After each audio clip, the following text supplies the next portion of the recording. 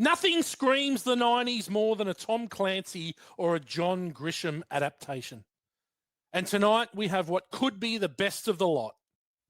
In 1990, The Hunt for Red October hit the screens and introduced us to Jack Ryan, the dashing, sophisticated woman's sex symbol.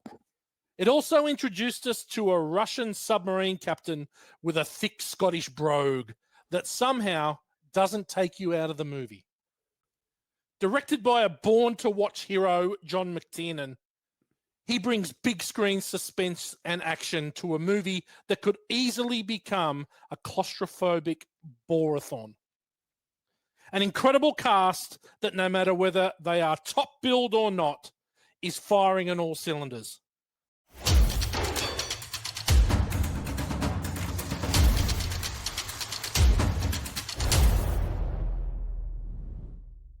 The Hunt for Red October is a post-Cold War nuclear wet dream for submarine enthusiasts. Fucking hell, that was hard. A bit like Adam. But will it still hit the spot for us mere mortals?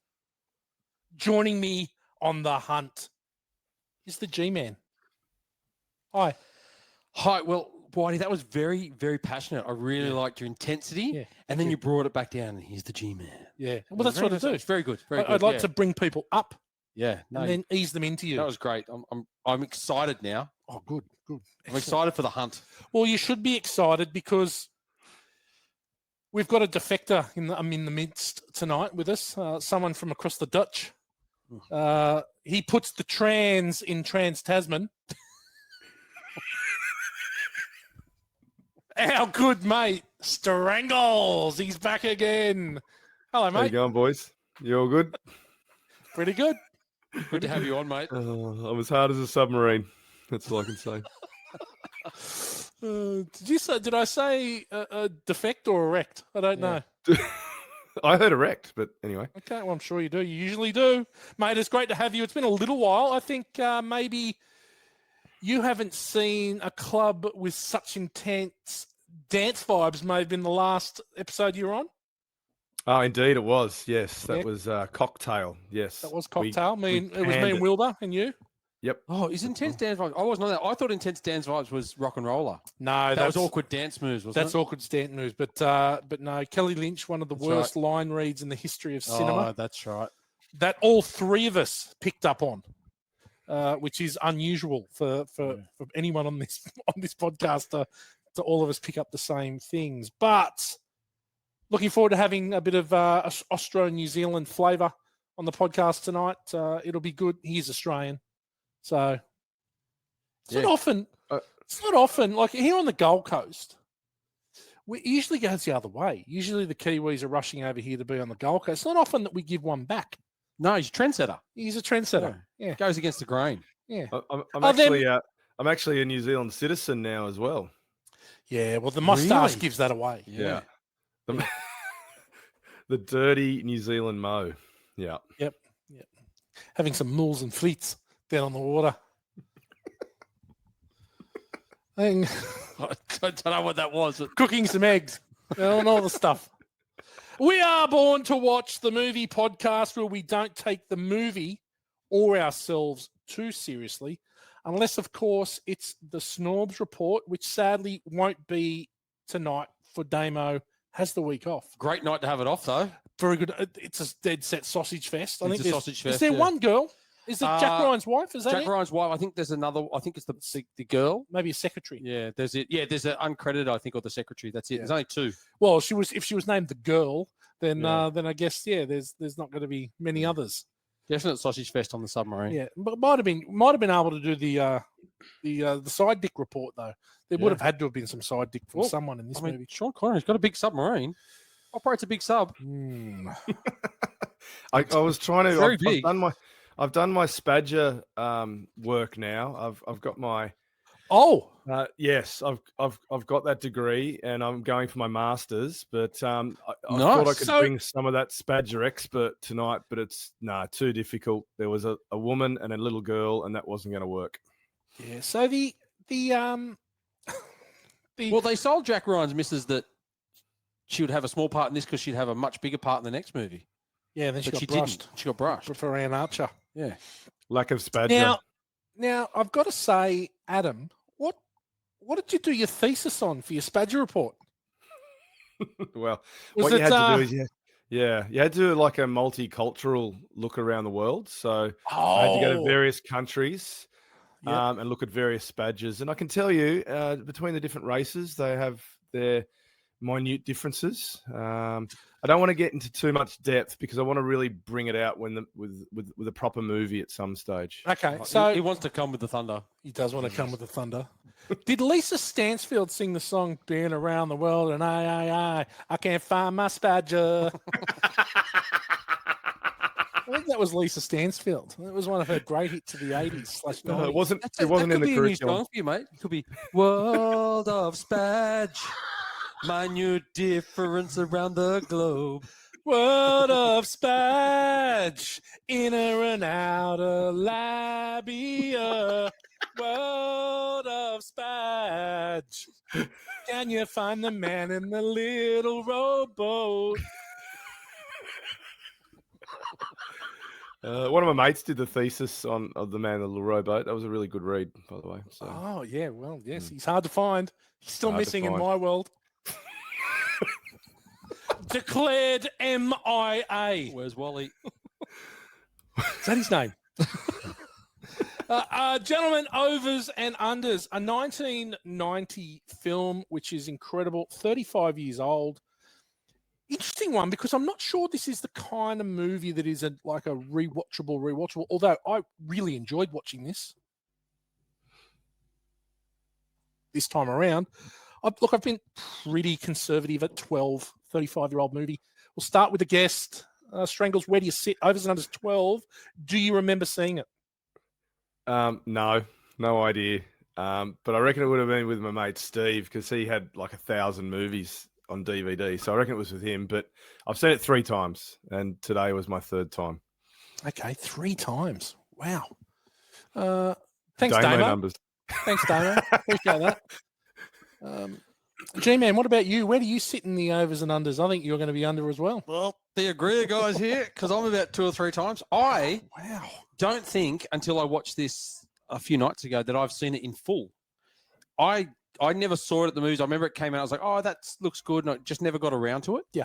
And I've seen it on TV. I watched 3/4 of it only a few months ago when it was on. But and when I was watching it this time, maybe I have watched it a long, long time ago, but some of it I didn't remember. I was like, okay, I don't think I've seen that. Okay. So I'd say 2 or 3.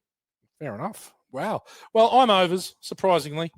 Saw it at the movies in 1990. And it became one of those movies for me that was an easy one to have on in the background. So it was one of those ones that on a hungover Sunday afternoon, I could easily just throw it on and, contemplate a wank, probably not do it because I just was feeling too sick. And just have it on in the background and just potter around probably clean up a bit of vomit from Megan on the floor from the night before. Jesus, throw Mog under the bus. Oh, mate, she spewed all over the time. She was hopeless. Hopeless. Terrible. She'll be the first to admit it. Terrible drunk. I'm just a bit worried. I'm a bit worried, Whitey, that you like having male voices in the background while you're choking the chicken. No. So what you've got me all, no, it's Sean Connery. Come on, Sean Connery with his big shub. Mate, what's the story I told about the James Bond up the ash? Ursula Andress, 1967, up the ash. Look, I'd be 20, 25 times quite comfortably. Seeing the movie, not up the ash. I was going to say, what are you talking about? And I've got to say, way over that for contemplated wanks. G-Man, why don't you tell us about the movie? Okay. We're sort of off the rails tonight. Yes, we started this time. I'm trying it back. Taglines. Invisible. Silent.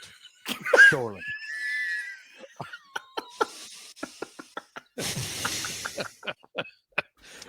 You can't do that shit when I got water in my mouth, gal. That's in the. I tell you what, you found your wheelhouse with your Sly. Stick to Sly. Connery, not so good, but continue. Try. You got a mouthful of white dog shit. You're pulling this shit on me. Invisible, silent, stolen. Or the other one is The Hunt is on. I like that one. It's on the street. Yeah, good song too. Yeah. Okay, the DVD cover. The Hunt for Red October seethes with high-tech excitement and sweats with the tension of men who hold doomsday in their hands. A new technologically superior Soviet nuclear sub, the Red October, is heading for the US coast under the command of Captain Marco Ramius. The American government thinks Ramius is planning to attack. A lone CIA analyst has a different idea.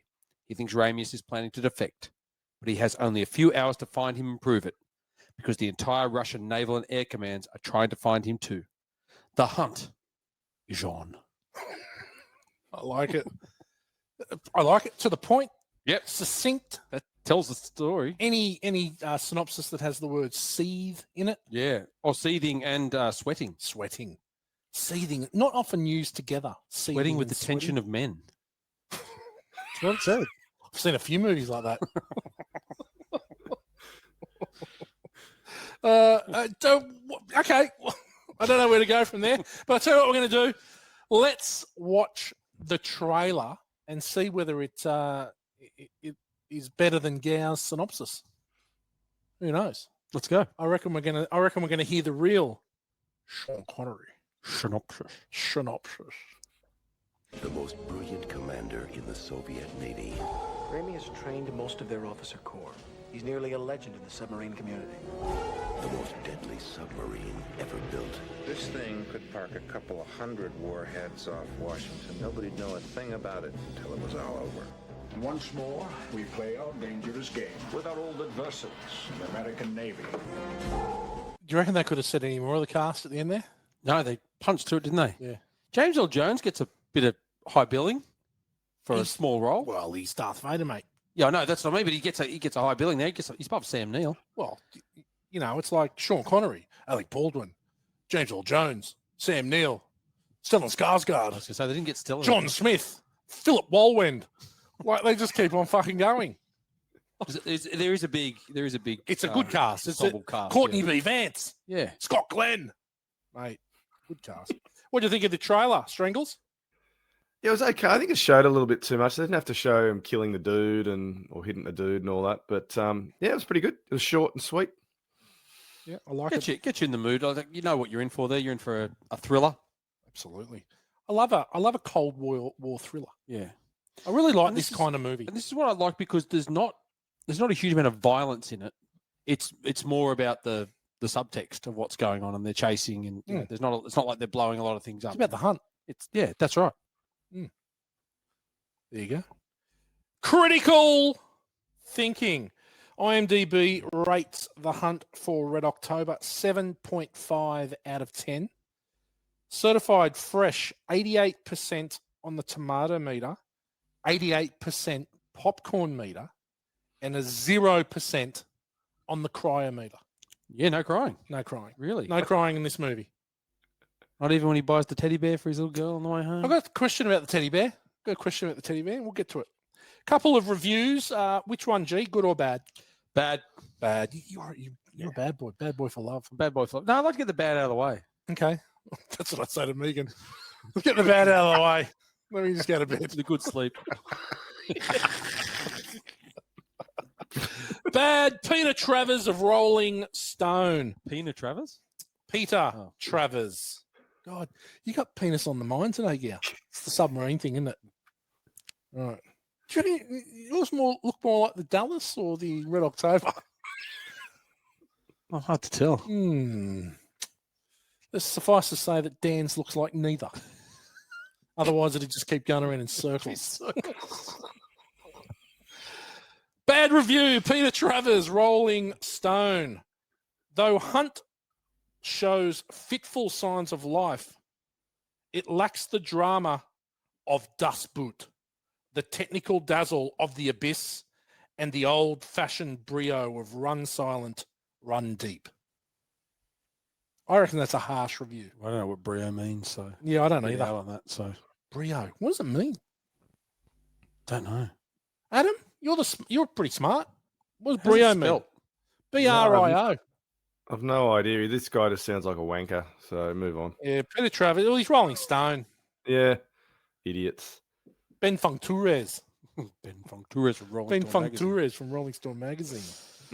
Okay, the good review, Christopher Null of filmcritic.com. If any film in Tom Clancy's Jack Ryan series stands out as the best or even a truly great movie, it's The Hunt for Red October. I like The Hunt for Red October. I think the other Jack Ryan movies are good. Yeah. The Harrison Ford ones, Clear and Yep. Present Danger. Can't think of the other one. Patriot Games. Patriot Games. I mean, Harrison Ford's an awesome actor, so Yeah. But I think they're all quite good. Yeah, I agree. This one's a bit more understated, I guess. You said. I've got a question about that in question time too. You know, we're getting there. I enjoyed this watch. I don't know if is it the best Tom Clancy? I don't know. Probably is. Maybe. Does it have the old-fashioned brio of Run Silent, Run Deep? I don't know because I don't know what brio is. And I don't know what Run Silent, Run Deep is. That's a good movie from the 50s, submarine movie. Right. G-Man. Yeah. Ordinary people. Okay, I got a little of a cast. I won't go too deep here because there's a few to cover. Look, we've talked about Sean Connery when we did Welcome to the Rock a while ago. Yeah. He was probably hitting his second wave around this time. He'd been in, 6 or 7?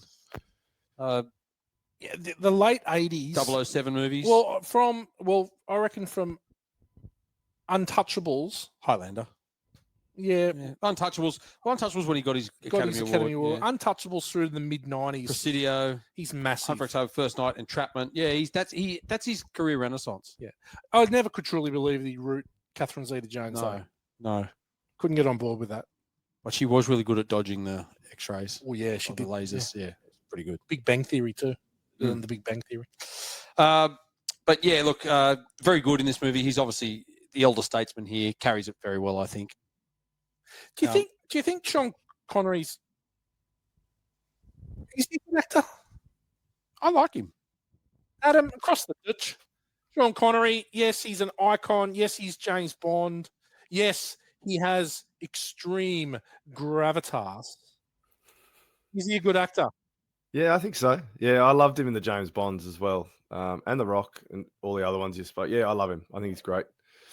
I've seen a lot of the early movies like Goldfinger, and I don't think he's incredibly good in those. But he's young, and I guess you could say every actor gets better. The more experience they have, the better they get. But I would say he was obviously a lot better. I think when in the older roles. I think he's a pretty good actor. I like him. Yeah. I think he's good. I'm just throwing it out there. Yep. Look, we'll move on to Alec Baldwin. I don't think we've covered Alec Baldwin. I don't think we have. We've covered Billy. Before. The sheriff. I didn't know this, but he was in a few TV shows in the early 80s. He was on a show called The Doctors. He did 28 episodes, and he was on Knots Landing. 40 episodes of Knots Landing. Wow. Truly terrible. Then first feature film one was called Forever Lulu in 1986 with Debbie Harry. Oh. And then obviously Beetlejuice was his first real big movie. He was in Working Girl. Great movie. Married to the Mob. He was in Talk Radio. And then he did Great Balls of Fire. Dennis Quaid in 89. Right. It's Jerry Lee Lewis? Yes. Yes. Then he appeared, obviously, in this film, The Hunt for Red October, which was a very big box office and critical success. He unfortunately fell out with Paramount Studios over Jack Ryan, and they ended up hiring Harrison Ford because he wanted Harrison Ford money. Well, they offered Harrison Ford first. Harrison Ford knocked it back because he'd just done the Indiana Jones. Yes. Do you know who they actually gave it to first was Kevin Costner.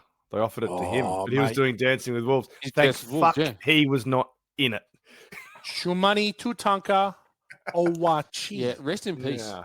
Shumani Tutanka Owachi. Yeah. But no, but in the second movie he wanted to up his dough, and they said no, and they said he said I want this money, and they said, well, that's Harrison Ford money. We can get Harrison Ford for that. And he said, well, I'm standing strong on it. And they said, okay, we'll go get Harrison Ford. I think Alec Baldwin's a bit of a dick measurer. I think he is. I think he's always thought he was just that little bit better than what he was. He's been in some decent movies. Glenn Ross. Yep. He's excellent in, don't get me wrong, I think he's excellent in Hunt for October. Yeah. And I think he's a great actor. And I think as he became more self-aware later on in his life, I think he became even better when he could take the piss a bit. I think he takes himself a little bit too seriously, 90s to sort of maybe these 20 years. Yeah. Well, but like as I said, Malice, The Juror, Pearl Harbor. He got a Best Doctor nomination. Best actor. Best Nocta. Best Nocta. Prima Nocta. Prima Nocta, yeah. Doctor. Best Prima Oscar. Nocta. For The Cooler, 2003. Oh, that's William H. Macy. Yeah. He's only the third person in history to be nominated for the both Best Supporting Actor.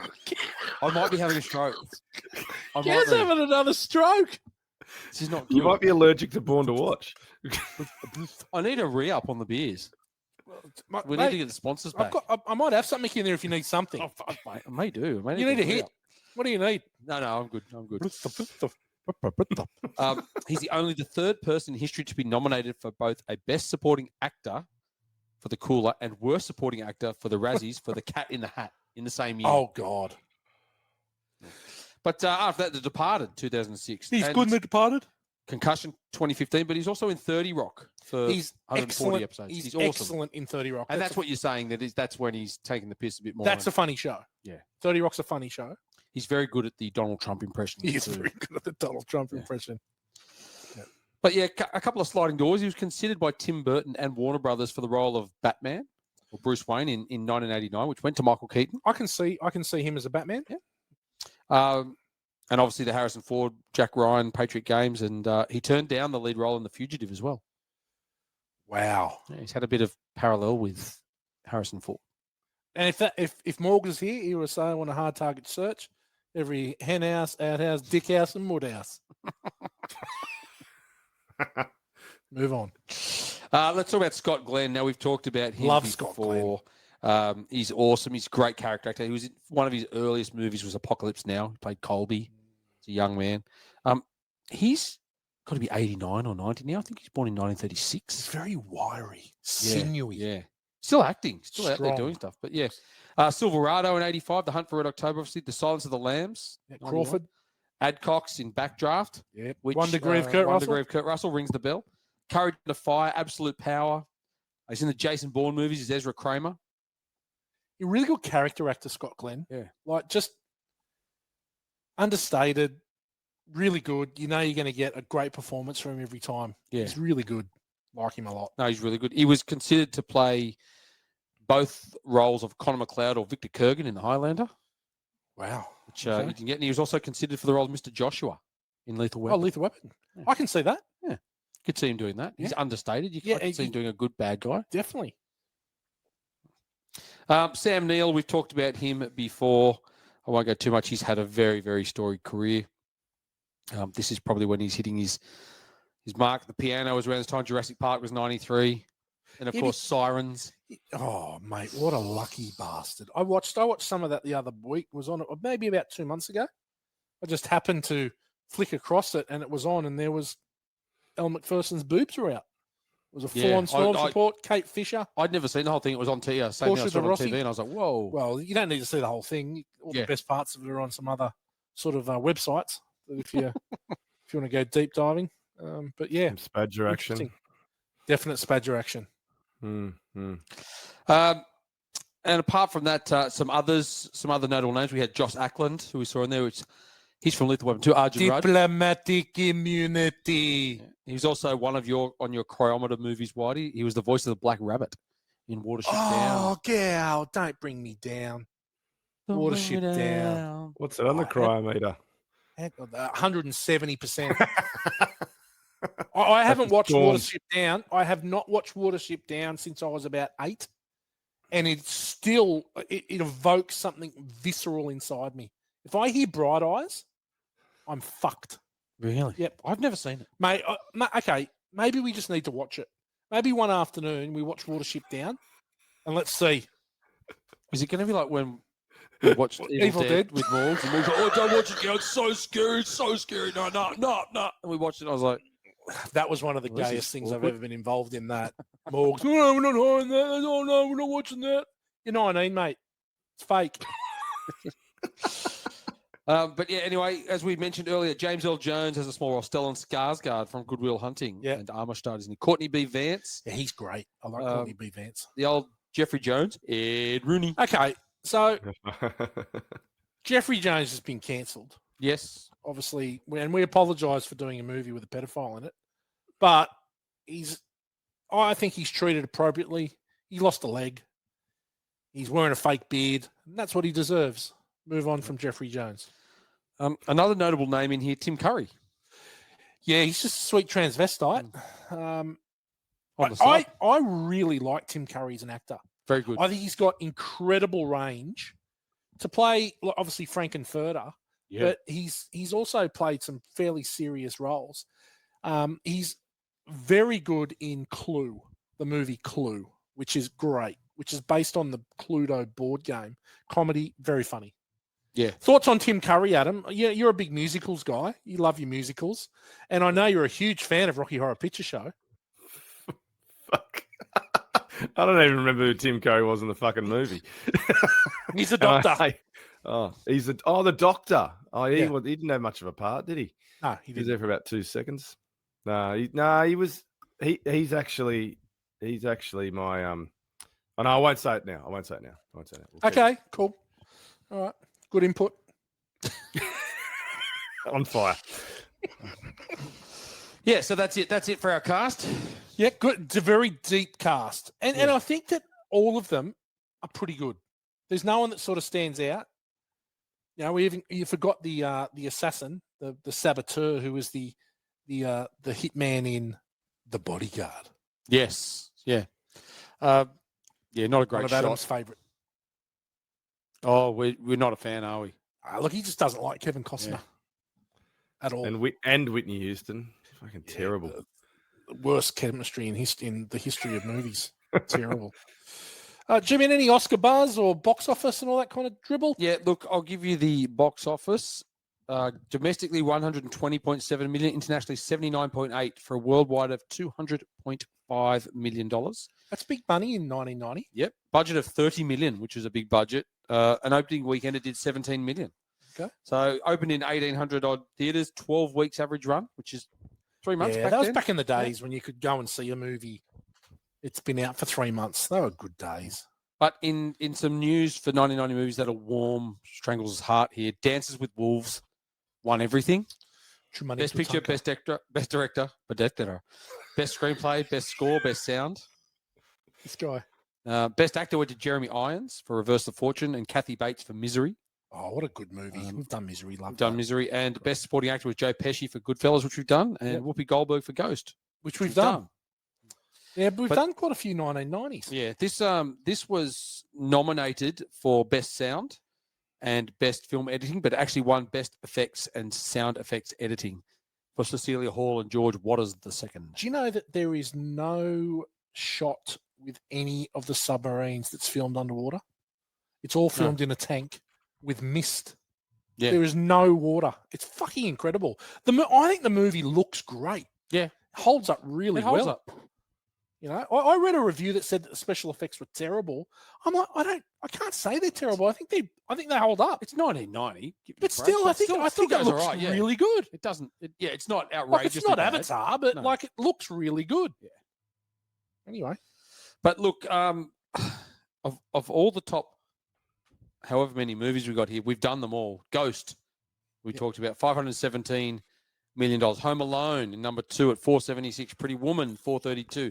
Dances with Wolves 424. Total Recall 261. Oh, we have done a lot. Back to the Future Part 3. Die Hard 2. Kindergarten Cop. And Teenage Mutant Ninja Turtles. Tumor. This came in at number 11 at 200 million. But yeah, there's a lot of good movies in that year. How good's Kindergarten Cop? Yeah, good movie.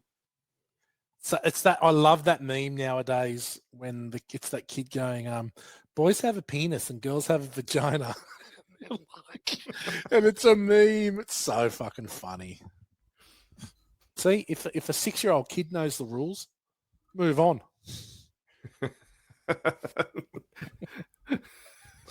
Anything else, Jamie, to add? No, that's it. Well done. 1990 hit sleeper and dud, and we've done heaps of movies in 1990.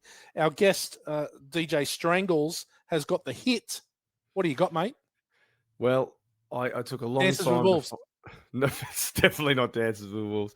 No, I had a good look, and I was scrolling, and then I saw it. The Adventures of Ford Fairlane. Oh, one of my Great favorites. movie. Sucking my dick. Andrew Dice Clay, rock and roll detective, has a pet koala. It's just, I loved it when I've watched that, I reckon 20 times when I was in my teens. Definitely. Good movie. Loved it. Morgs loved that. Morgs, Loved it. Yeah, loved it. And I did actually find one called How to Make Love to a Negro Without Getting Tired. Was a movie released as well, but I just decided I hadn't seen that, so I'm not going to pick that one. Wow. I'm surprised you haven't seen that. No, I haven't. No. Wow. Jeez. Okay. Good pick. Really did love Ford Fairlane. I think we need to do that. Yeah. Let's do it. Ford Fairlane would be awesome Let's to do it. It would be. I reckon it would be very interesting to see how it goes. Yep. With 2025 glasses on. Yeah. But yeah, very funny. I watched the other day. I watched Andrew Dice Clay's one of his first stand-ups. When he does the Little Miss Muffet, sat on a That top. one. Yeah. I watched awesome. that. And the crowd's chanting with him. Yeah, it's pretty. He's pretty funny. Pretty funny. G-Man, you've got the sleeper. Well, we've done so many movies, so I've reached back into the well. Of course. Came up with one that's beloved by our team here, Quigley Down Under. God.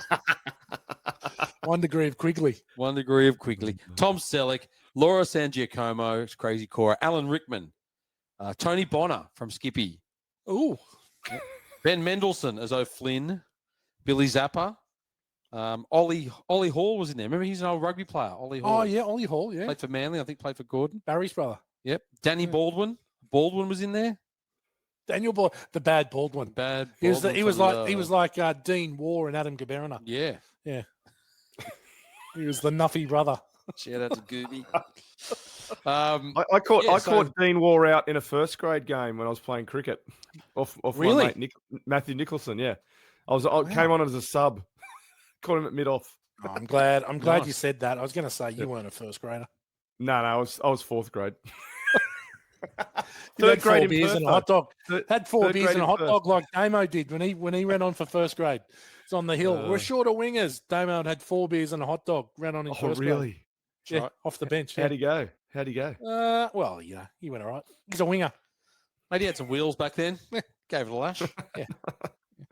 I have the dud, and as we said, like this is hard because we have done a lot of movies in 1990, but Al Pacino, Dick Tracy, just shocking. Comic strip detective finds his life vastly complicated when breathless Mahoney makes advances towards him while he is trying to settle Big Boy Caprica's United Mob, or Big Boy Caprice's United Mob. Mate, Warren Beatty, just a shit movie. Hated it. Don't think I've seen all of it. Move on. 1990, do better. Fair enough. There we go. Question time. Now, I've mentioned earlier, we've already sort of covered a couple questions, but here's my first one. Alec Baldwin, Harrison Ford, Ben Affleck, Chris Pine, or John Krasinski? Who is the best Jack Ryan? Gee, that's a toughie.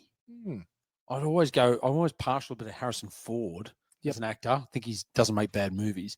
But I do like Ben Affleck in that role. I do like John Krasinski. I think it's a different side of John Krasinski that you're used to seeing. Yep. It's a hard one. It's hard. The one.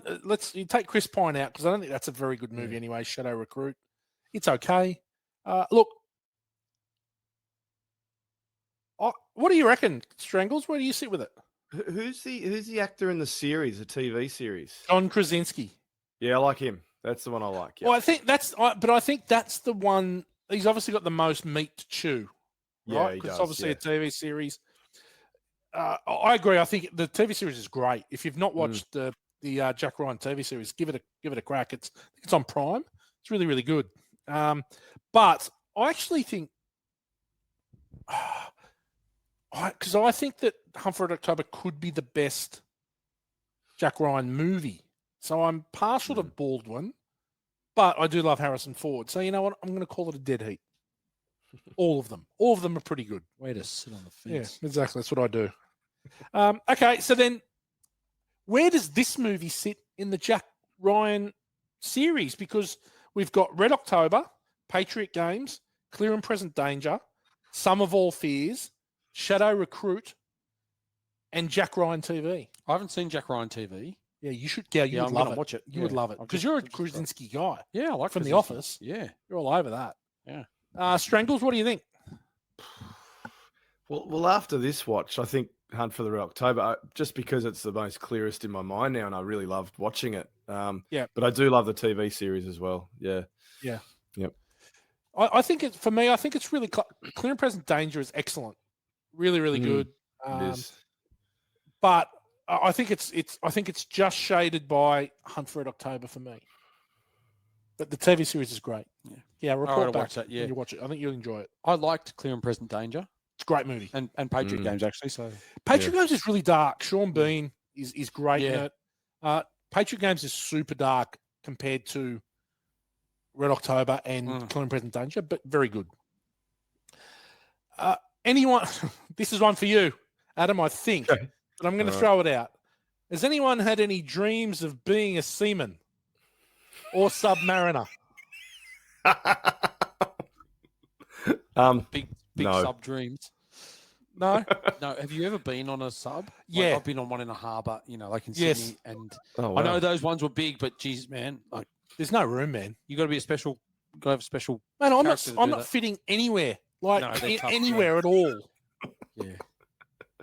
No, I'm not. You're not sub built. No. No. I'd have to shit my pants. I'm not fitting in the toilet. Yeah. I'm not fitting in beds. I'm not fitting down the hall. It's like I don't know where they put me. You're more of a USS Missouri guy. I'm a Missouri guy. Up on the deck. Yeah. On the deck. Yeah. Yeah. Yeah, I get seasick, so I don't really like boats too much. So it made me feel claustrophobic just watching the program. It was it's super bad, isn't it? Yeah. Super bad. Yeah, I don't. I mean, I guess you probably could do it, but there's no way putting my hand up to do that. No, fuck that. Far out. Fuck that. No. Okay. So do we think anyone on board the Red October is buying the slipping on the T story? I don't think I did. He had 6 or 7 that didn't need to buy it. No, well, all the officers. Yeah. And then the others, I think, are just like, well, this is a Soviet. They do what they're told? Yeah, and he's a legend. He's a Soviet legend. Well, he's Marco Ramius. Yeah, that's what I mean. So I think, and they're all on board. They're just like, and Sam Neill, doesn't question him in front. He's the quintessential, 2IC. Yeah. I'll never question him in front of the staff. No, well, he's in on it anyway. He's the Rip. He's like the Rip from Yellowstone of this gang. Yeah. He's like, hey, I'll never question the boss. Well, yeah. Well, you never question. Well, never question a man that wants 2 wives. No. But I don't know. I'm not buying. If it was me personally, probably not buying the slipping on the T. Okay, Adam. I'd say that, but then they don't have any reason to not believe because he's told them, look at this state-of-the-art sub. We're going to go into the US and we're going to pop up on their shore and we're going to do all this stuff. And he's very patriotic. Oh, yeah. And they're all like, come on, boss, let's go. They're all drinking the Kool-Aid, man. Yeah, well, they've been Waco. Don't worry about that. Why would Ramius send a letter to Badoran announcing his intentions to defect? Adam, explain to me. Yeah, I don't know. It sounds like a stupid move to me. What? Why? Why would you draw attention? Yeah. To the fact that you are taking a probably $1 billion asset that could be used against them. Yeah. His story of, now we don't have a plan B. It's basically what he's saying. Like, you can't go back now. And that's but it doesn't make sense because why would he want them after him knowing he could do this very easily? I guess maybe he thought that, hey, I'll go invisible and no one will get me anyway because I'm awesome. Maybe he's rubbing it in. Maybe he's rubbing it in their faces. Yeah. No, okay. Could be. That's a good. I'll take. I can buy that. I'll buy that for $1. Is smoking on a submarine the worst thing ever? I love the 90s. It was so good. Smoking in pubs. It took me back to my one shift at Avalon RSL that I'll never talk about again. But I guess it's set in a time where they didn't really say smoking's that bad for you, and also you're stuck underwater for a long time. People go, stuff it, I'm smoking. I think I've got it somewhere else. I couldn't imagine being stuck in a submarine with stale cigarette smoke. The political officer deserved to die for smoking in Marco Ramius's cabin. That's worthy of being murdered. Yeah, for making himself comfortable in the captain's cabin. Just smoking in there and going, fuck off, mate, and neck break. Yeah. They should have just said, I snapped his neck. The cockhead was smoking in my cabin. Everyone would have gone, yeah, get it, Captain. All right, yeah, he deserved to die. Was that a real thing, do you reckon, in every submarine in Russia? Do you reckon they had a political officer who held the second key? I reckon, yeah, for sure. Yeah. No, well, there is in all. I don't know. Well, they wouldn't be called a political officer, but they definitely split the keys in all the subs. Yeah, you see it in Crimson Tide. Another great submarine movie. Awesome. Okay, are you taking that helicopter flight out to the Dallas if you're Jack Ryan? And would you fall into the water? Right now, if it's me. It took me 25 minutes to jump the blowhole. You saw me in Thailand stand on the second deck of a boat and jump into the water in Thailand. It took me 10 minutes to do that. I'm not making no snap decision to let go and fall into the Atlantic Ocean. No. I found that all a little bit preposterous because they're saying they're at the very limits of their fuel. So there's a crew that might not come back. Then he's out there saying, you wait another 10 minutes and like, they're on fumes in like, there's no way they'd be taking that risk. But not only that, like, and then he cuts himself off and jumps in the water into freezing water. Yeah, he knows he's got 4 minutes to survive. But the thing I don't get, but that's not true. Like that, yeah, they say your body can last 4 minutes. Like you're starting to die straight in that water. Oh, you're starting to get him in. Look, Jack, there's no fucking. Like what if? What if they jumped in? They go, well, we can't get you out, mate. We've got nothing here to fish you out. It was of the a water. huge gamble. It was a huge gamble. It was, but that's Jack Ryan. That's Jack Ryan. That's who Jack. he is. He gambles. That's who he is. But yeah, like, I thought that was the best scene of the whole movie. I thought that him swinging and smashing the guy off the side, that was great. It is funny though that they go, oh, it's horrendous conditions, and they surface and it looks clear as day. There's no waves, there's nothing, and then suddenly the wind picks up and there's rain, and I'm like, okay, look, don't you go? We are at 4 knots. And the helicopter goes, we're going to match your speed. We're going to come over. We're going to match 4 knots. There shouldn't be any swinging. We should be going at the same speed and lower him down, and away you go. And grab the rope, mate. Grab the hook that they had. Yeah. And I don't know. I'm no seaman. But they looked to make it a little bit harder than it needed to be. Yeah. Doesn't need to be that hard for the seaman. No. Salty. Right? You're not a swimmer. That actually worked out quite well. Okay, is Jack's crazy Ivan gamble a little too great? So he goes, he's going to go to the starboard in the bottom half of the hour. What if he doesn't go starboard? Yeah, what if he goes port? Well, he took a chance. He had to get him on board. But can't you make up some other story? That's a massive gamble. He's a gambler. Well, he's Kenny Rogers. He's Jack Ryan. He's got to know when to hold him. Yeah. He's got to know when to walk away. Know when to run. Yeah.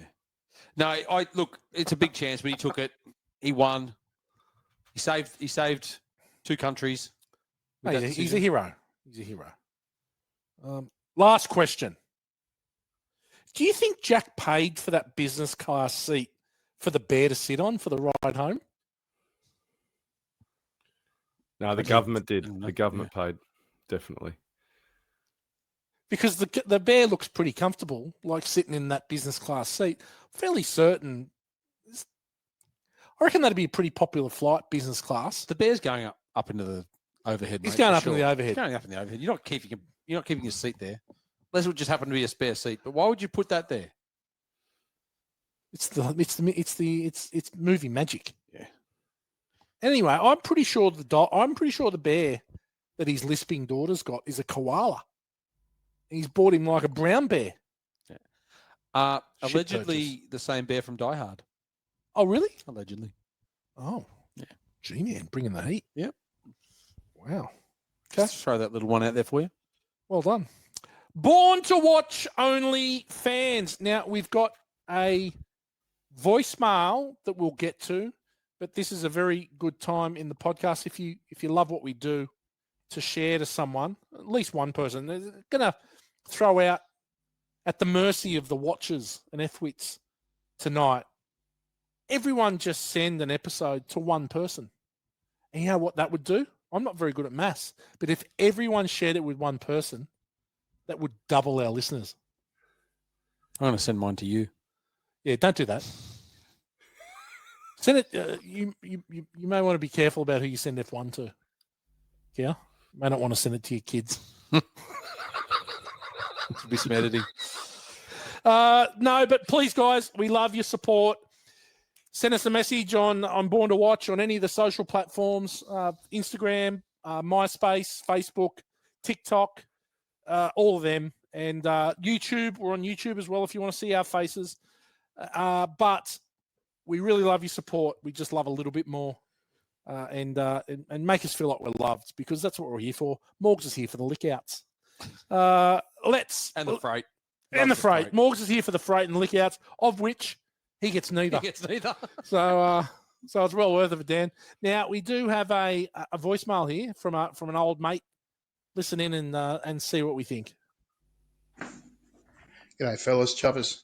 Happy birthday to those that have just had them and those that are going to soon have them.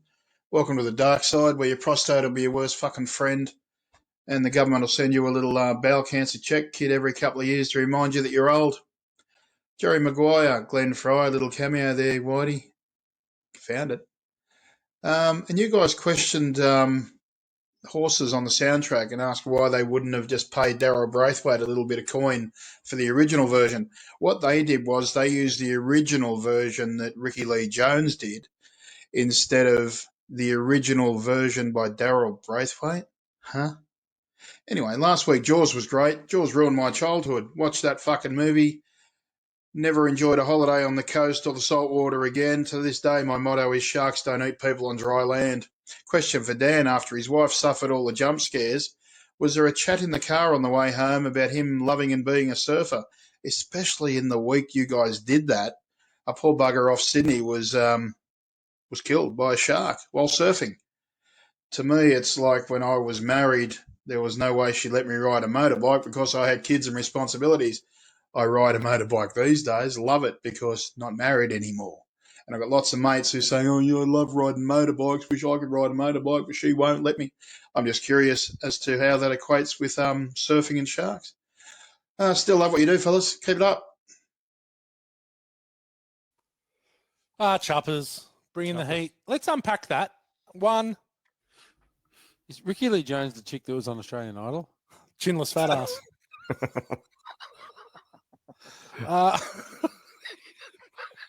Ricky Lee. Look, Choppers, we don't acknowledge anyone else other than Daryl Braithwaite. So any song that was done pre or post, there's only one Daryl, and we're using his version of Horses as the original. As for the Morgs and his surfing, I don't think he really listens to much about what his wife says. But his wife and his two daughters are keen surfers as well. So, which is why there was only one of his daughters at the viewing of Jaws in the cinema. Lastly, Ricky Lee Jones sang Chucky's in Love. Chucky's in Love. Yeah. Well, now as for the poor surfer that was taken by the shark, both Gow and I used to frequent that beach. That is what we would call our home break. Yeah, we grew up on the northern beaches there. Went to Cromer High, and that's Long Reef and DY. I surfed there a lot of times, and the the Salakis brothers were those guys that were older than us. Yep. And they were always out, very well known, good surfers out there. Yeah, very, very tragic story. Yeah, R.I.P. Not a particularly nice way to go, but died, I guess, doing what he loved, and he did save his mates. But tragic, absolutely tragic. So thanks, Choppers, for that. Anyone else wants to leave a voicemail, go to borntowatch.com.au. That was a very good voicemail, not like the last time Strangles tried to leave a voicemail, and it took him 33 times. And we played most of that here on the show. It was really good, Yeah. Strangles. Well done. Yeah, thanks for that. That's because of your technical shit on your website. Yeah. Thank you for that.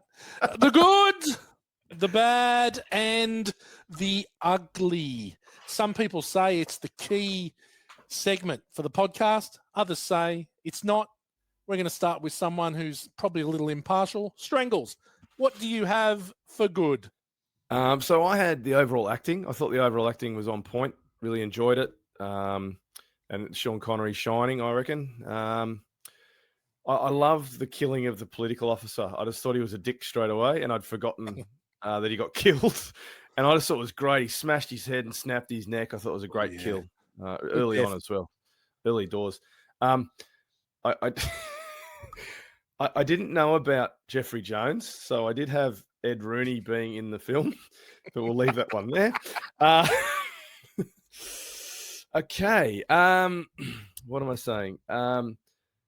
Getting. I like I said before, I love that scene where they got him on board the Dallas, the swinging and all that. I thought it was a great scene, or a good action scene. I love seeing how submarines worked, and I saw and I read that they didn't actually film it in the submarines, like you said. They're all sets built like the submarines. So I thought that was really cool.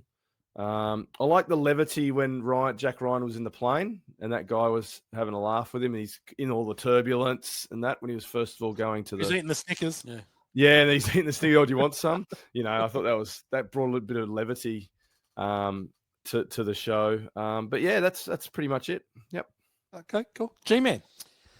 I'd say it's one of the key segments, but Whitey loves it. He's prepared at least 12 for each one. Hang on. It's like when Morgs used to do his top 10 movies and then would list 25 because he'd have 15 equal tenths. I've got 14 for good. 14 for good. Yeah. Well, I don't necessarily use all of them, but I've got 14 there. Right. But I might have to tonight because I think someone's let the team down. I don't have 14. Okay. Great. I just wrote down one. Go for it. No, I thought it was a well-paced. We talked about this earlier. I thought it was a well-paced thriller. I really liked it. I think that, like Strangle said, that Sean Connery was really good. I thought that the dialogue between him and Jack Ryan was good. The way that story sort of came out, and Jack Ryan had to plead his case when he was pleading with, what was his name? With the Santa. What was it? What was the captain's name? Scott Glenn's name? Oh, fuck. What is his name? I can't think of it. Anyway, I thought that was really good. I really thought the movie went for 2 hours and it held its time. I don't think it was slower than Bart Mancuso. Bart Mancuso, that's it. Yeah. Good name. Yeah, good name. He actually put that character off because they sent him out onto a submarine. And I can't think of the captain's name that they had on there, but the captain said when he was out there for a week or however long he was out, they said, right, when the staff, I'm going to treat him with equal rank because he was trying to learn. So when they brought the captain news, they'd have to inform the captain, then they'd inform him so that he'd get the idea of how it worked. So he channeled that into his performance. Captain Steubing. I really like Sean Connery's hair into the beard. Good hair. It's good hair. Solid. Hair. He's still solid at that time of his life. Too. Extremely strong fuckable. beard. Yeah. Extremely fuckable Connery in 1990. Did you know he rocked up with a ponytail and they started filming him with a ponytail and everyone took the piss out of him? So he ended up cutting it off. So they had to redo some of the scenes. I think that's a good call. Apparently, John McTiernan was livid, or fucking livid. Yeah. Yeah, turned up with a ponytail because he thought he was kicking it by then. I did like, when they went to stealth mode, Invisible Silent. Yes. That the sub so close was really cool. Like they're right behind them and they don't know they're there. And, where'd who go? Yeah. I quite like that. I thought that was really good. There's my 3 goods. Okay, so I've got a few. 3 goods. I'm going to make up for your lack of involvement, yeah. You've already mentioned it. The cast is great. Really good. They're all on point. Should we be capped at 3 goods? It's just a. I guess it's probably... Look, let's have a discussion about it. Let's have a discussion about it. The director, John McTiernan, is great. The story, the score. So it's Basil Polidorus, who did Starship Troopers. And do I need to sing, "We have not been to paradise"? Now, the worst movie song of all time. Is he related to Basil Fawlty? He's Basil Fawlty's long-lost cousin. Right. He took over Fawlty Towers when Basil retired. I think the movie holds up incredibly well. And you mentioned it out, so well paced. When you feel like it's might start to drag, something happens. Yeah. Like they snap you into it and something happens. You're like, oh, shit. And they just keep doing that all the way through the movie. You don't really get much. You just start to take a breath and then bang, it's on again. I thought that was really clever. I love the opening computer exposition over the map. Yep. And I love the sound that the letters make when they're being typed. And I love the font. Right? It's very old school, wasn't it? I just thought that is so fucking good. I loved it. The opening shot of the Red October, when you see it out of the water, is amazing. It's so big. Really, really big.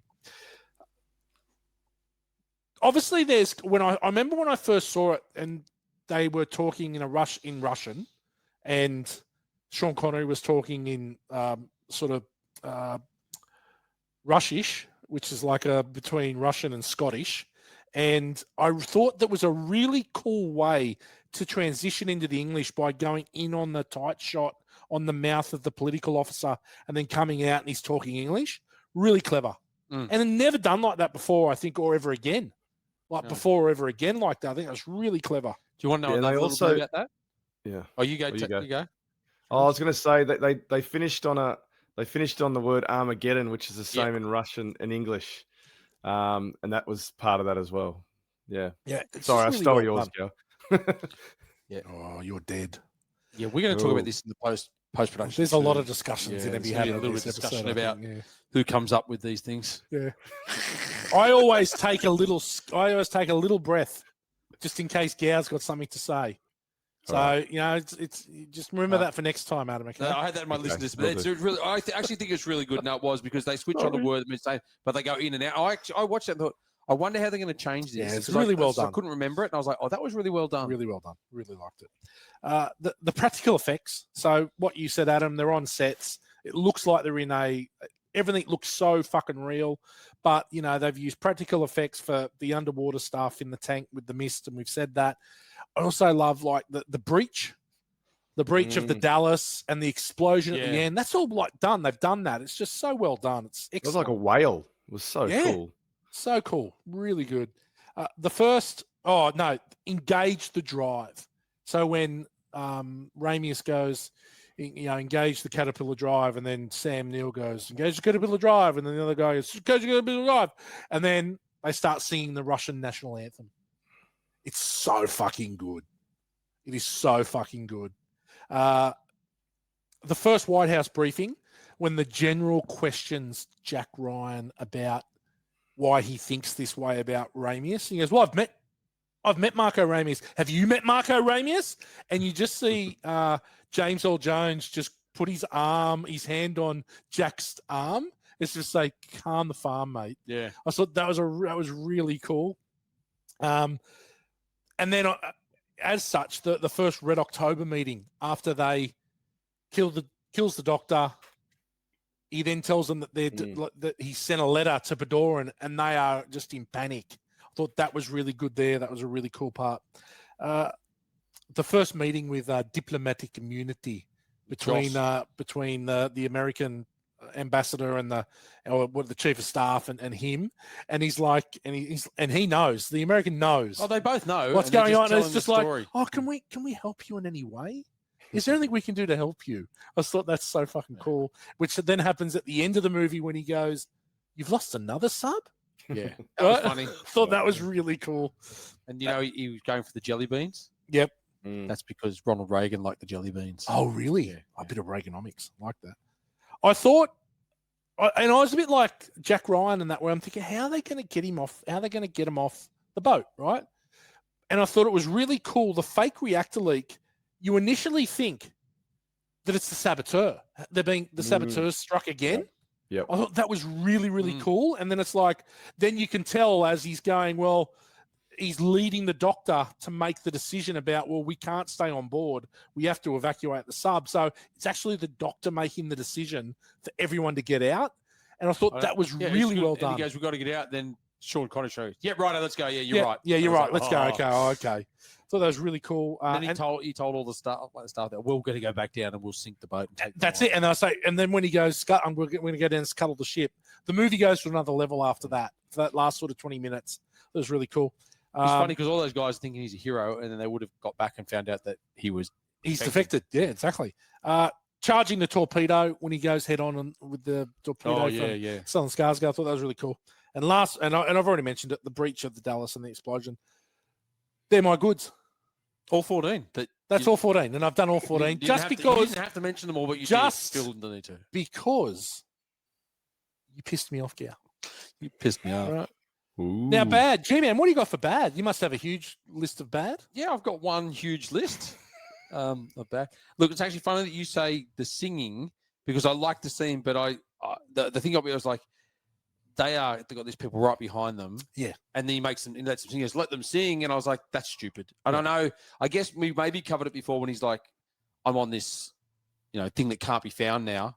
But they can hear sound. They can still hear the singing. And even they say on the Dallas. They could have scuttled I think I can hear singing. Yeah. It's just so arrogant to go like, because if they'd have got found out, then his whole plan goes down the drain because of his own hubris. Like, I don't. Yeah. Well, 67. Yeah. So anyway, that was my bad. Strangles, what do you got for bad? Yeah, I've just got the one. You've mentioned it before, Whitey. I don't know if you call it bad or funny, but it was obviously Connery's Russian speaking with a Scottish accent. It was freaking hilarious. It just made me laugh, really. But yeah, that was the only bad I really had. I also like that it's an interesting creative choice to make everyone except Connery sort of talk in a Russian accent. Do you know what I mean? But I also think it's actually the best thing for the movie. Yeah, his would have been terrible. His would have been terrible. He was the one carrying it, so terrible. So I think it was a really good call. Okay, my bad. I've already mentioned it. Smoking the submarine. Fuck off.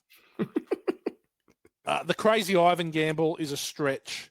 So if he goes to the port, do they just fire a missile at him and blow him up? Was that the plan? The speed of Morse code. Like, he gives him a paragraph to decode, and Sean Connery does it while he's looking in the thing. ..A, ..B, ..F. Fuck off, right? Give me a break. I don't care if you have been a seaman for 50 years. You're not decoding Morse code in your head when it's a paragraph. Yeah. Right? I did like, verify distance to target, one ping only. That's all right, Mr. Ryan. Listen, my Morse is so rusty. Yeah. I could be sending him dimensions on Playmate of the Month. That's Mancuso that says that. Oh, That's Adcock. He's going, I could be sending him the chemical. You're right. I could be sending him the chemical mix of trichloride. He could be. And not only that, so Jack's chasing the bodyguard in the missile silos, and the guy's just shooting willy-nilly. And like, I do like the line where Jack goes, he told me to be careful where I'm shooting, right? And then, but Jack, they shoot the hydraulic fluid and stuff, and it all squirts all over Jack. Would that be hot?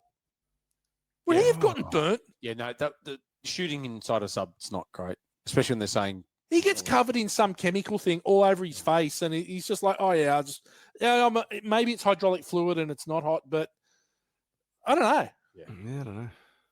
Not a car guy. Well, neither am I, to be honest. Okay, anyone got anything for ugly? G? No. Adam? No. I got one. Jeffrey Jones. Yep. Bad dude. Yeah. Well I got done. one. 14 goods. That's my only bad.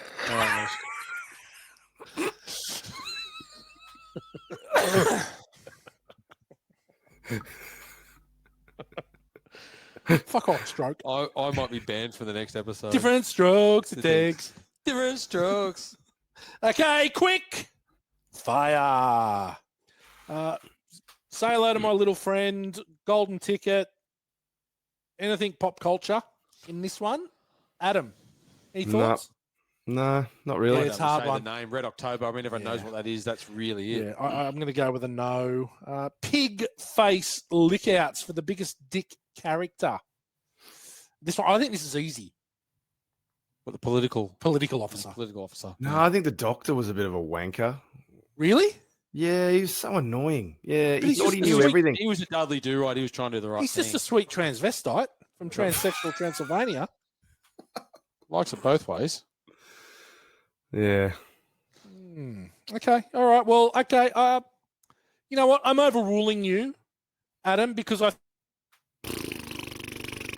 think that your hatred of Tim Curry's got more to do with the Rocky Horror Picture Show than with his portrayal No. of the Doctor in Red October. Be better. I didn't know he was in the picture show, but anyway. 5-minute movie. Can we make this a 5-minute movie anyway? Yeah, they hear him singing. Yeah. He doesn't send the letter, and he just gets away. Or they scot-free. just catch him quicker than that.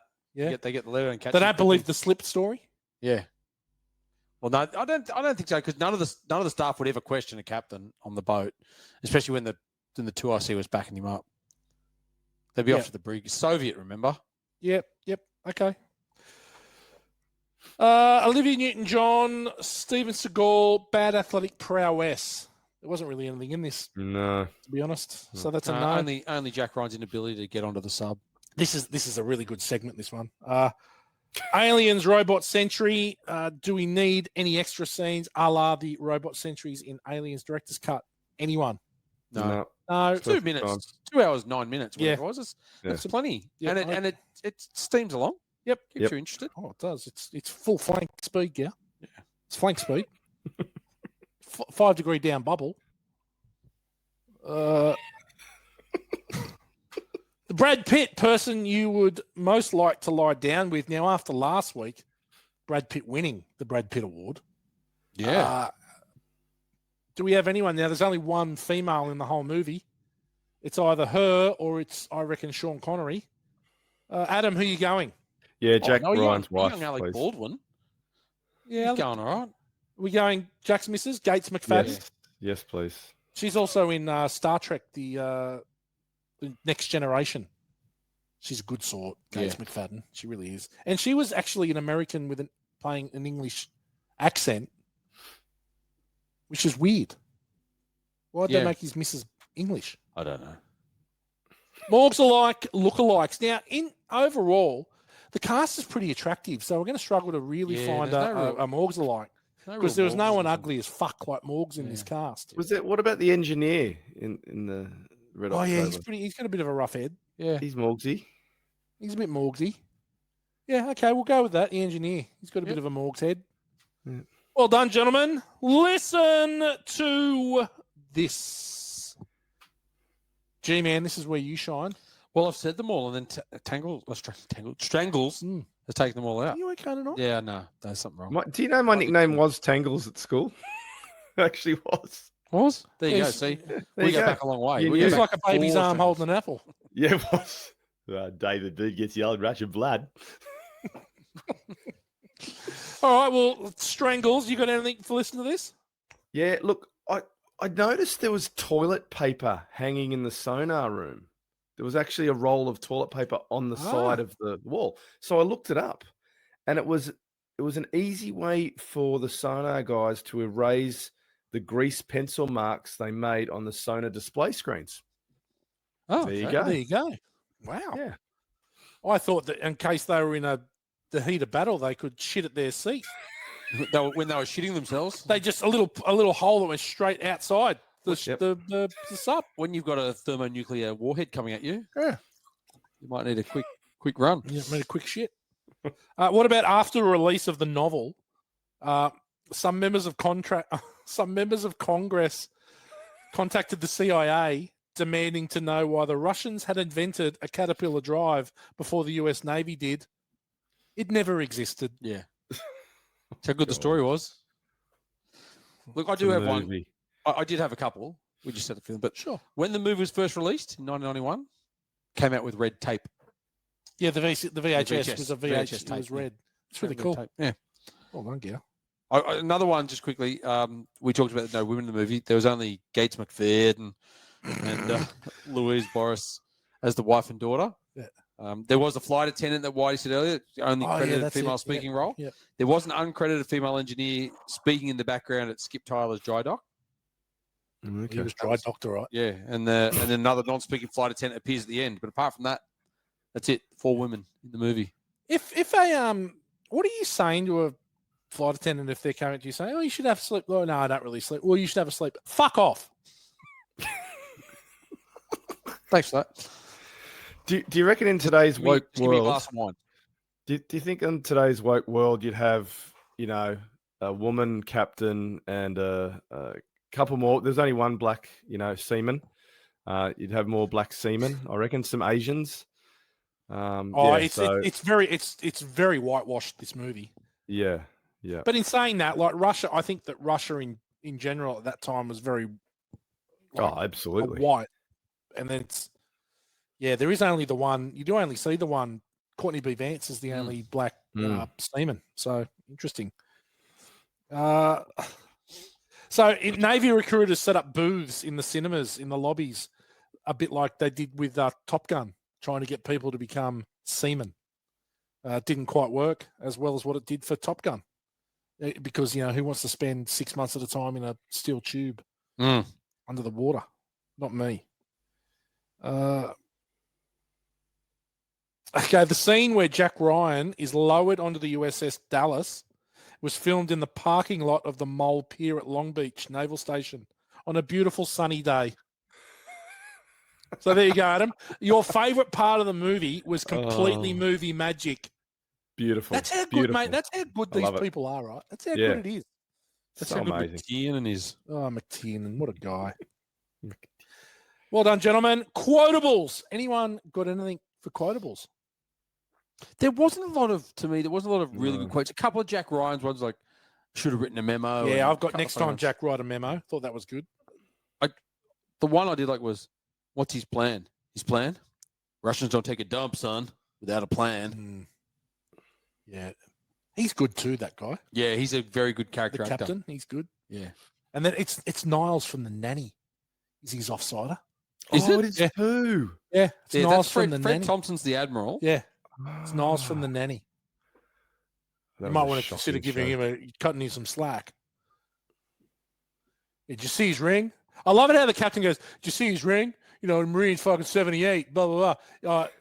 How'd you see that? Oh, no, well, Greer told me about it. So you didn't fucking see his ring, mate. That was quite funny. Yeah.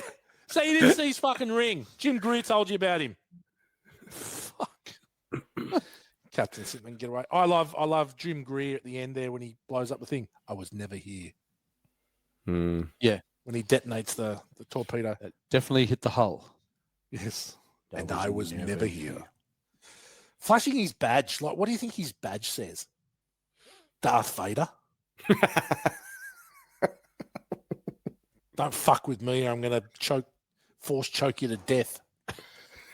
What would have been better if he just force choked the torpedo and it just blew up? Yes. Jim Greer. Okay, we've done 1 degree of Kurt Russell. Hang on. There's one more. Hang on. Oh, go for it. Richard Jordan was in the 1985 movie The Mean Season with Kurt Russell as well. Now, Richard Jordan, he's the chief of staff, whatever, isn't he? Yep. That's right. Yep. There you go. Jeffrey Pelt. That's Morgs. There's a Morgs line. Yeah, Jeffrey Pelt. Jeffrey Pelt. His Morgs is a Pelt. Okay, well done. Well done, Adam. No worries. See, that's when you knew you could come in over the top like the seaman you are. Yes. Film school for F-wits. I wonder how many times we're going to say seaman in this episode. What do you reckon we're up to? A lot. Seaman. Dick. How many Siemens is that? How many dicks is that? A lot. Oh, you know who we missed in the cast too was Sven Ole Thorsen. Oh, he's in all the Arnie movies. Yeah, and he's in It's the steroids. yeah, That's he's him from Running Man. Running Man. That's Yeah. right. When he walks It's in, the steroids. then he just leaves him there and walks out. Yeah, as he says, "You gonna help me?" I can't hear. It's the steroids. So good, so good. Okay, we'll try again. Take 2. Film school for F-wits. Now, look, submarine movies are few and far between, but I found 5 at a pinch that are worth watching. I think there's 5. There is. Number 1, if you have not seen Das Boot, German submarine film about a U-boat in World War II, Wolfgang Petersen, unbelievable movie. Unbelievable movie. Came out in 81. It is still by far and away the best submarine movie ever. Well worth a watch. There's actually a director's cut as well, which probably makes it better.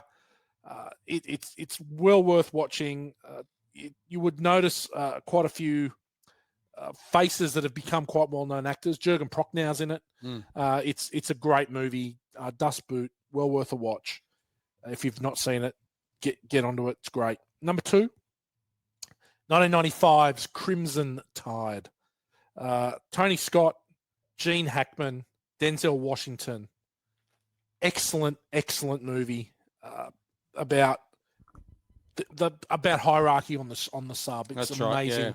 Right, Viggo Mortensen's in it. James Gandolfini's in it. It's a great film, really good, and probably not far away from being on Born to Watch as well. Can I just butt in? Sorry, mate. I'd love you to do a few more Denzel Washington movies. I love Denzel. He's an amazing actor.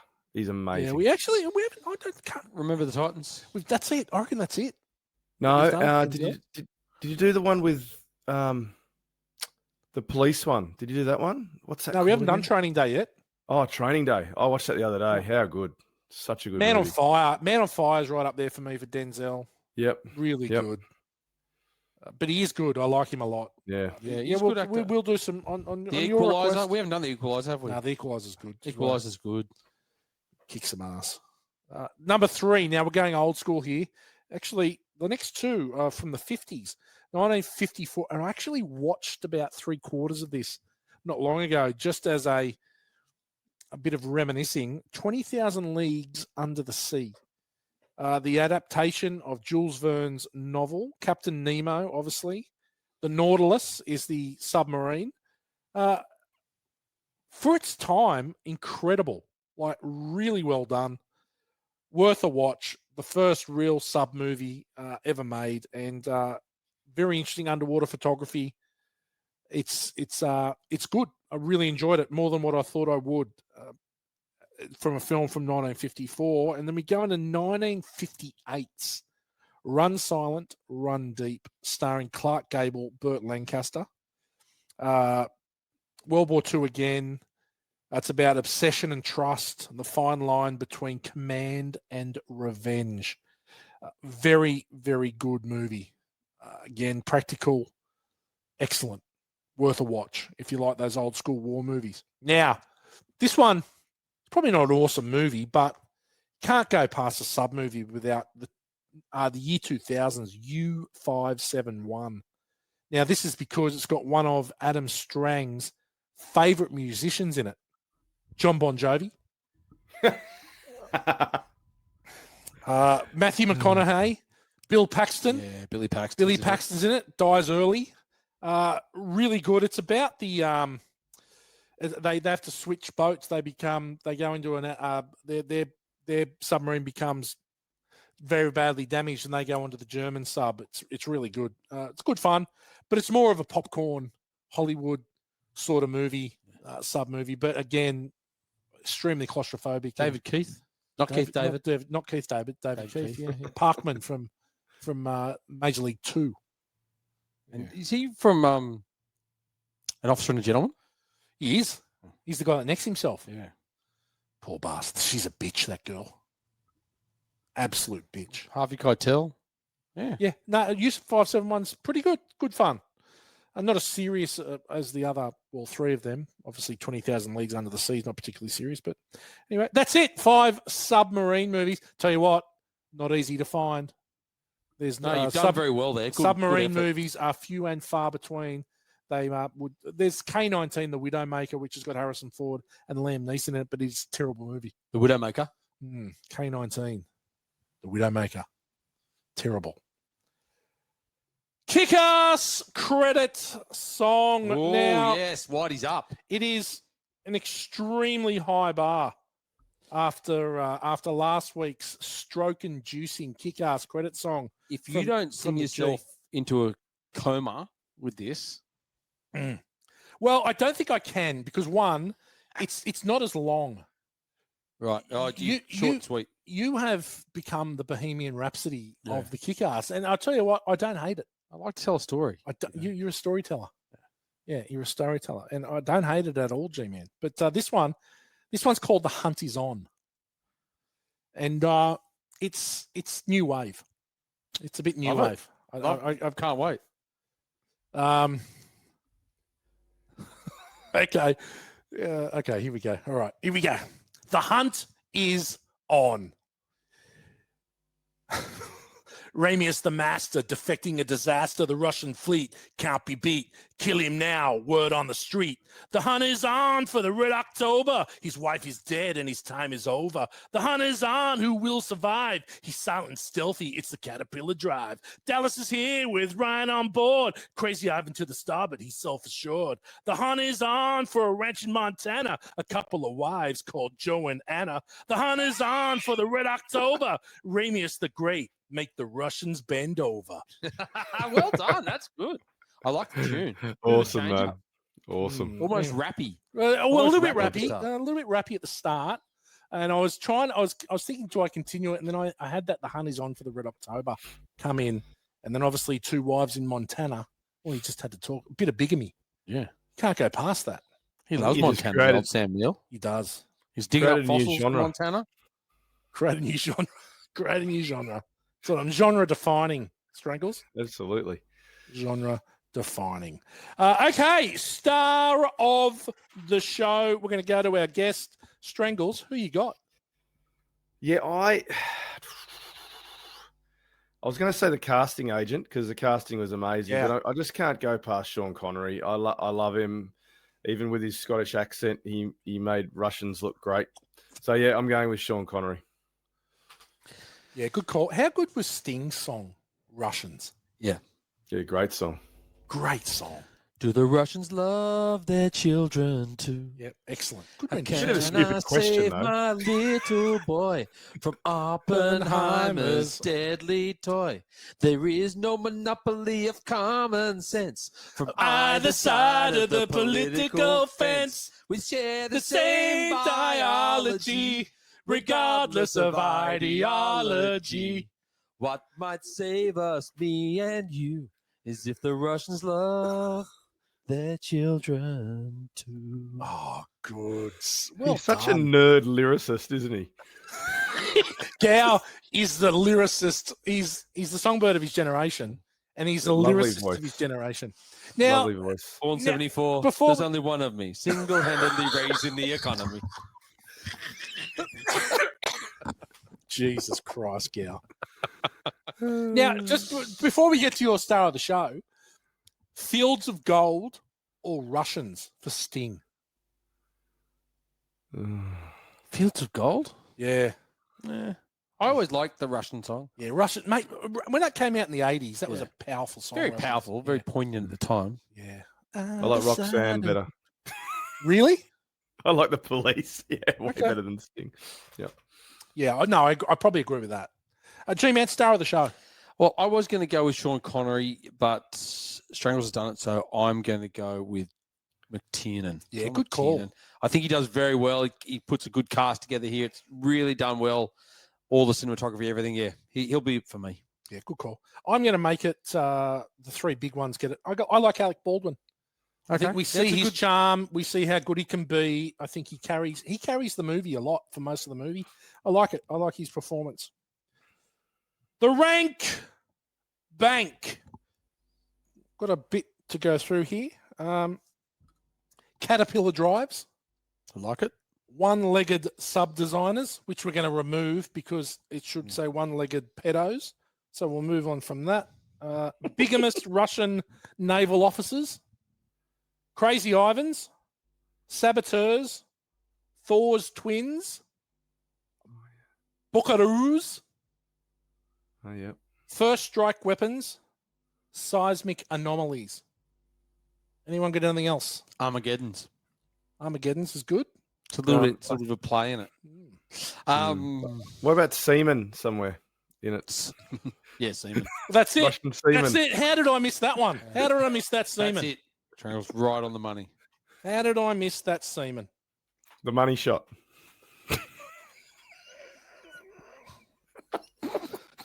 Wow. I reckon now we are 50 plus times that we have mentioned that. Yeah.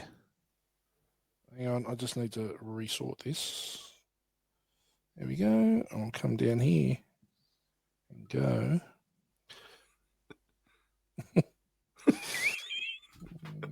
So many euphemisms tonight. Semen. 51. Okay, Strangles, our guest. How many semen are you giving The Hunt for Red October? Well, I actually really love this movie. I was invested. I watched it all in one go. And that, like you said, that 2 hours and 9 minutes just flew by. I'm also a big fan of the way Wilbur, the workie, actually ranks these now. So I'm going to give this a 4.37. Fucking hell. 4.37. That's Wilbur. a good score. I loved it. I absolutely loved it. Yeah. Absolutely loved it. Yeah, great. That's good news. G-Man, how many semen are you giving The Hunt for Red October? I gave F1 3.25. This is a better movie than that, I think, although it's one watch. I'm going to give this 3.5. 3.5. Okay, gee. I tell you what you've been? You've been rough. You've been harsh. You've been harsh of late. I think 3.5 is low.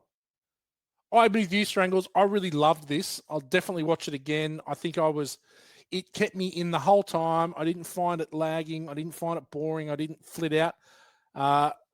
4 semen for me. Sounds like a good week.